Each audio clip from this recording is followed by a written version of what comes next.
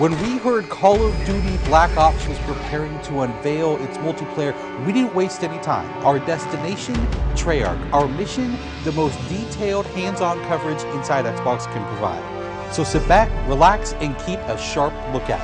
Every feature you hear about in this preview has never before been done in a Call of Duty game.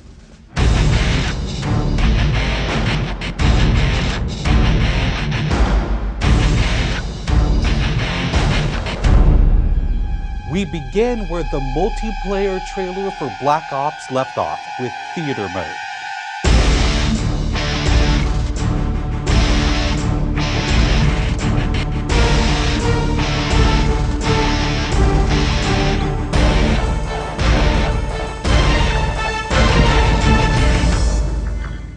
Dan Bunting explains. You can switch the camera from any player's perspective in both first person and third person. You can detach the camera and go into free cam mode, which allows you to fly anywhere on the map, basically. It's really interesting when you pause the game and go into free cam, you just see all the particle effects just in their full glory, just frozen in time, and it makes some really awesome footage. We really want to give players the tools to be creative, make their own machinima, make their own highlight reels. Maybe they're really competitive clans that want to just capture the films from their matches and then go back and analyze what the other team did or whatever.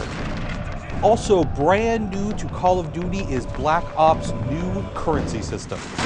We put the currency system into Black Ops multiplayer principally because we felt like it'd be a very interesting way to engage with all the unlocks that you've been getting. So one of the things that's really fun about currency is instead of being specifically told at a specific level what you're going to get, we're unlocking features by level, but then once the feature is unlocked, you can purchase any component of that feature with the currency directly. Of course, when you got a little currency jingling in your virtual pockets, nothing feels better than putting it on the line against your fellow players. Say hello, everyone, to wager matches. When we were developing the wager match game modes, we went through a whole bunch of ideas to find the 4 that we were going to use to ship inside the game. And really, if it wasn't people screaming in joy and frustration when they were sitting around the office playing, it wasn't good enough to be a wager match. Wager matches are all free-for-all modes, and they exist separately from the standard playlist. They include game modes like Gun Game, where you're in a race to score a kill with 20 different weapons, beginning with pistols and advancing through ever more explosive weaponry. It's extremely rewarding for us as a design team to put something up there that people are reacting to really well and it's slightly different than what they get, and everyone loves the core game. And you have to be very careful when you're finessing the core mechanics of the game. But Wager Match just let us kind of get our creativity flowing and do some things that you're not normally used to, and then spin them up in unique ways and combine things in ways that you haven't seen before, that you never really thought of and that wouldn't be appropriate for the core game, but are completely appropriate for wager matches. While the classic Call of Duty challenge system is still very much in place, Black Ops is also adding a new feature called contracts. Right, so if you're using the contract system, you actually have to put up a little of your own currency in order for a bigger payday. And depending on the contract, some contracts pay XP, some pay more currency, some pay both.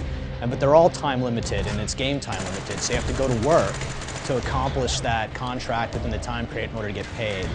It's different from the challenges, in so much that the challenges some players like to use very aggressively, and they map out their path through the challenge system in order to maximize their XP gains, in order to level faster. And then a whole nother set of players uses the challenges sort of passively. They're there, when you get them they feel good, but Contracts gives you a way to directly engage with the content inside the game. It says, hey, I'm an SMG guy, I want SMG based contracts, I'm going to chase my contracts and I'm going to get paid. And that's fun. Another focus for Black Ops is player customization, including things like unlockable face paint, unique perk-specific character models, and a whole lot of weapon customization. We've been we stole the line from Full Metal Jacket, this is my weapon, this is my gun, and we're chanting that around the office as sort of our mantra for this feature. Originally it started with one of our designers he just made kind of an offhand comment one day where he said, you know, I really have a certain attachment to the weapon that's my favorite. I want to make that weapon mine, and that was all it took. So from there it was just, what are the things that are cool? It's like, put your clan tag on your gun, of course. And we've got, the emblem editor by itself is an element of creativity for players. And then the reticles, of course, so why not give people the option to select what kind of red dot they have. Maybe they don't like a dot, maybe they like a circle, maybe they like a triangle, maybe they like a standard crosshair, maybe they just want a line. And then there is combat training, which allows you to get comfortable with the trappings of multiplayer by competing in matches against AI-controlled opponents. You know, it's our hope that combat training can convert people who are largely single-player gamers who might have, dabbled around in multiplayer but never made that leap to playing online, and give them kind of this experience where they can get familiar with the mechanics and features and systems that multiplayer has, but they can do so at their own pace, they can do so without someone screaming in their ear what a noob they are, and practice up and then join the competitive fold. Experienced players could use combat training to practice up on a particular weapon, a particular tactic, or a particular map. So we think it appeals to both audiences, but most directly, it was designed to help new players get into the mix.